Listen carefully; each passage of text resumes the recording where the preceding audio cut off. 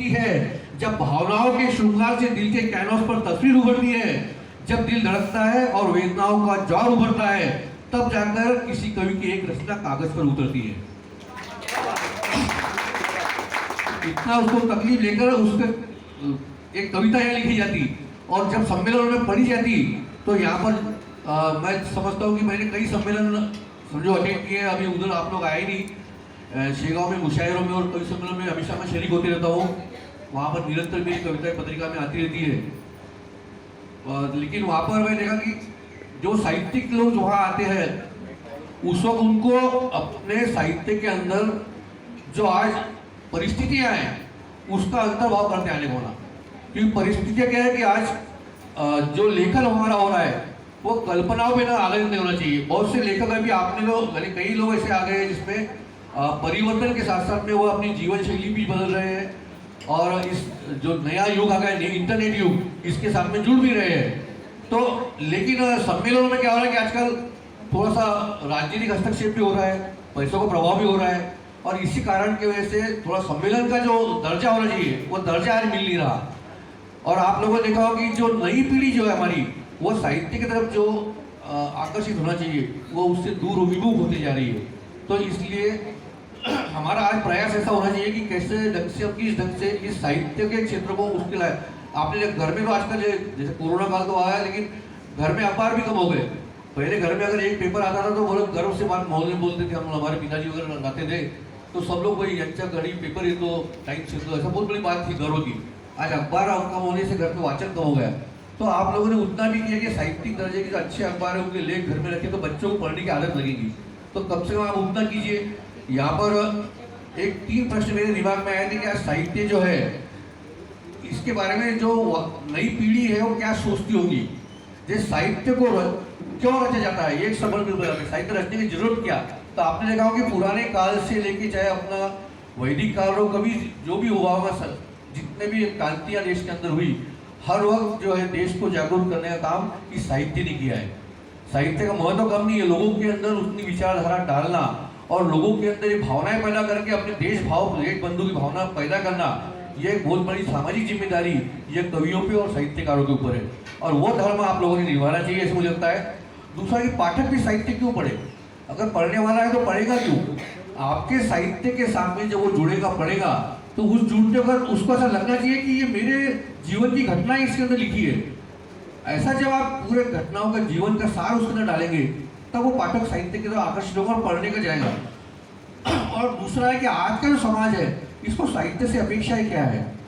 हमारा साहित्य जो है उससे लोग क्या चाहते हैं, खाली कल्पनाओं में। और आज की जो परिस्थिति है इसके अंदर ये झाड़ फूल पेड़ पौधे पत्ते इस पे कभी चलेंगे नहीं। आज आपको समाज को आपसे क्या चाहिए वो आप समाज को दे रहे हैं क्या, यह सोचकर आपको साहित्य के आपका धर्म निभाना पड़ेगा।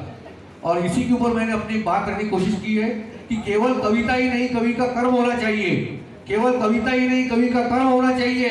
इसमें उचित उपदेशों का भी मर्म होना चाहिए, इसमें उचित उद्देश्यों का भी मर्म होना चाहिए। यह केवल कल्पना पर आधारित ना हो, इसमें जीवन का सार हो। सच्चाई को लिखना ही साहित्य का धर्म होना चाहिए।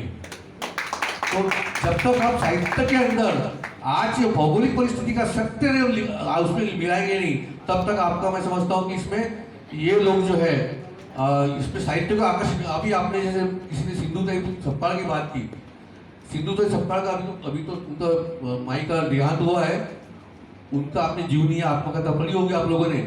लेकिन सिंधुताई सप्ताह के जो एक मैंने इंटरव्यू पढ़ा था उस इंटरव्यू के उन्होंने बताया कि वेदनेशिवाय कविता निर्माण होत नसते। सिंधुताईने बताया ना उनके असं आणि त्या म्हणतात की मला बहिणाबाई सुरेश भट यांच्या साहित्याने मला नरकातून बाहेर काढले। म्हणजे साहित्य का कितना महत्व देखिए आप, जो इतनी महान हस्ती पद्मश्री सिंधुताई सपकाळ थी, उन्होंने उनके जीवन के बारे में बताया कि जर ह्या साहित्य नसतं माझ्यासमोर कविता नसत्या तर मी या त्यांची जे मरणोत्तर अवस्था झाली होती त्यातून मी बाहेर निघाले नसते। और साहित्य माणसाच्या पायाला बळ देते, जखमा बुजवते आणि जेव्हा वेदनेतून साहित्य निर्माण होते तेव्हा तुमच्या ते हृदयाला जाऊन मिळते। म्हणजे तुमचं साहित्य जे आहे त्या दर्जाला पाहिजे। साध्या बोली भाषेत म्हणणारे आपले भरपूर कवित्री होत्या जुन्या, की त्यांना काही शाळेत गेल्या नाही, साहित्याचं ज्ञान नव्हतं, पण त्यांनी भावना ह्या कागदातून मांडल्या होत्या. आणि तेव्हा जेव्हा कागदातून भावना मांडल्या गेल्या, त्याचं ते आज जवळजवळ 200-300 वर्ष होऊन आलं तरी ते साहित्य नष्ट होत नाही. तर त्या दृष्टीनं आपल्या साहित्य इथं आलं पाहिजे. मी भरपूर आता एक मला तुम्ही माजी आमदार रामदास फुटाण्याचं नाव ऐकलं असेल. रामदासजी फुटाणे हे खूप हास्यकवी म्हणजे व्यंगात्मक कवी आहे चांगले. तर त्यांनी एक गोष्ट सांगितली, त्यांचं पिक्चर तुम्ही पाहिला असेल, सामना पिक्चर आला त्यांचा. सामना पिक्चराची सगळे स्वतः लेखक होते, स्वतः कवी, चांगले कवी आहेत ते. तर त्यांनी एका ठिकाणी सांगितलं होतं की सामना पिक्चर जेव्हा मी काढायचा प्रयत्न केला, ते तुम्हाला माहिती आहे ते ड्रॉइंगचे टीचर होते रामदास फुटाणे. आणि त्यांनी केलं होतं की ते पिक्चर त्याची जे पटकथा आहे ही कोणाकडून लिहून घ्यायची. तर त्यांनी त्याच्याकरता निवडलं होतं विजय तेंडुलकर यांना. तर ते म्हणजे मी विजय तेंडुलकरचे घाशीराम कोतवाल वगैरे जे नाटक आहे त्या नाटकात जाऊन बसवलो, पाहत होतो. त्यांचे भरपूर नाटक आहेत, तेंडुलकर खूप मोठे साहित्यिक आहेत. तर त्यांना मी आग्रह केला की माझ्या सामनाची पटकथा तुम्ही लिहा, आणि त्यांनी नाही म्हटलं. मग परत ते 6 महिने त्यांच्याकडे सतत जात, निळूफुले त्यांचे मित्र होते, श्रीराम लागू मित्र होते, त्यांच्यासोबत सतत जात होते. तेव्हा 6 महिन्यानंतर विजय तेंडुलकरने त्याची पटकथा लिहिण्याकरता हो सांगितलं की मी ते लिहितो म्हणून. आणि त्याच्यानंतर ते 3 महिने विजय तेंडुलकर हे गायब झाले.